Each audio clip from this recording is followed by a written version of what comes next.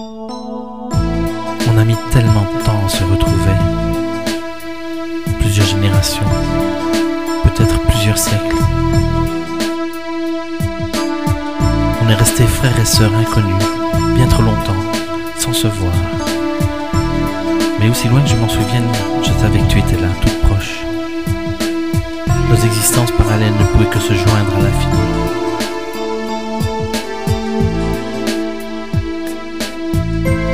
Peut-être deux êtres. Je suis tué, merveilleux verbe d'origine et de création.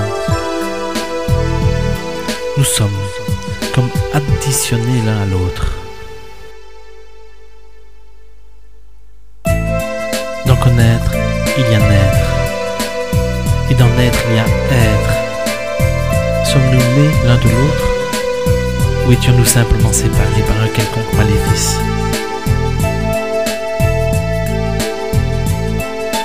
Originaire du même Big Bang, matière disloquée par une erreur ou une quelconque faute que nous aurions commise, le ciel nous aurait séparés? Mais dans quel but? Nous éloigner pour que nous connaissions les affres de la solitude? Peut-être pour nous rendre plus conscients, pour nous permettre de mieux savourer nos retrouvailles. Mais le temps du purgatoire est-il révolu? Comment ne pas y croire quand je te vois souriante et complice?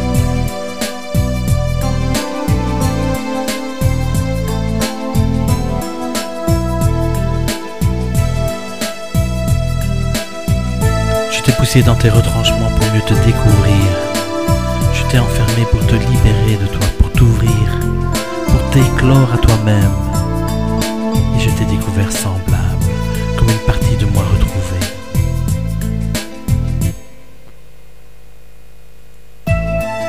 J'ai alors découvert que tu étais fait du même bois, semblable et complémentaire à la fois.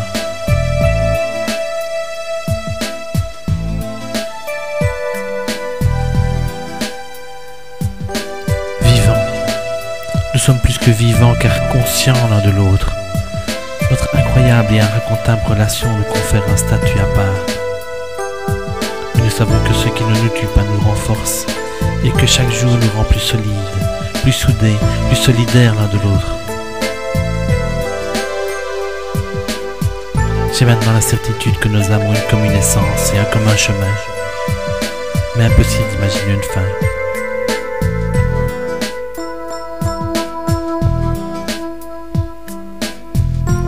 Pourtant la conscience parfaite à laquelle nous aspirons, faudrait qu'on n'occulte pas cette angoisse qui nous crie qu'un jour nous nous éloignerons l'un de l'autre. Mais je ne peux l'admettre.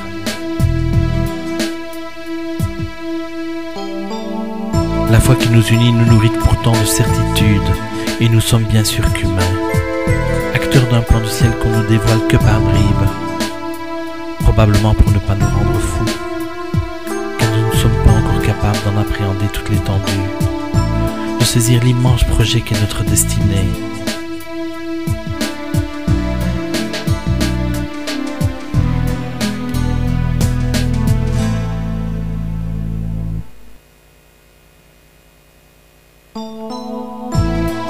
Sommes-nous faits à l'image de notre Créateur? Sommes-nous destinés à lui ressembler, à devenir nous-mêmes semblables? Instant magique, où de notre jouissance infinie jaillit un incroyable miracle.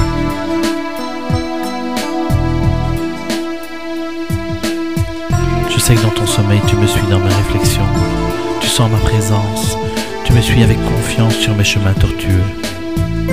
Tu m'assures et tu me rassures, main dans la main, parcourant et choisissant toujours les chemins les plus difficiles.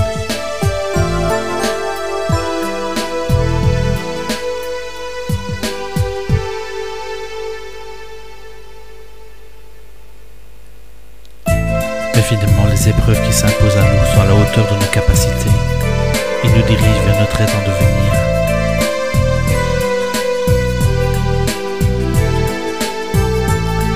Cette vision claire de notre destinée me ramène à nous, la belle, la bête, conscient de notre évolution, mais dominant tant bien que mal notre régression, dans une imparfaite maîtrise et acceptation de nous.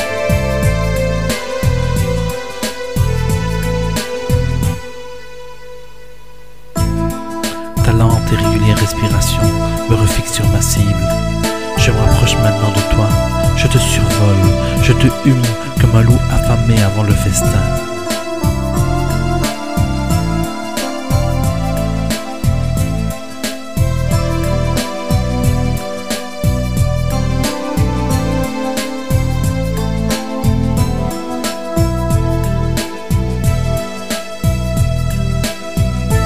Maintenant, à quelques centimètres de ton visage, je te respire dans un bonheur indicible. Les parfums dont sont enduits ton corps ne parviennent pas à dissimuler ton enivrante odeur naturelle qui agit sur moi comme un appel à d'autres réjouissances. Tu sens mon désir planer sur ton sommeil comme un vautour sur sa proie. Détail qui ne trompe pas, ton corps s'est couvert de chair de poulet, tes bouts se sont hérissés.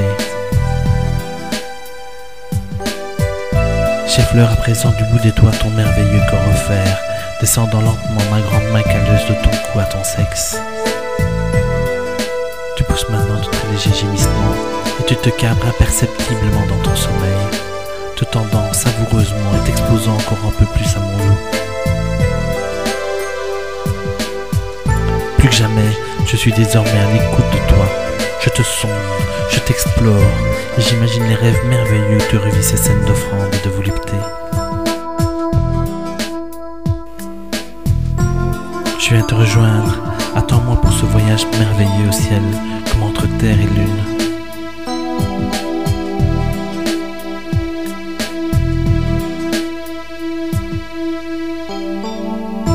Impatient. Nous sommes maintenant très haut, au-dessus de la mêlée, complètement tendus dans l'émotion infinie que nous procure ce suspense magnifique.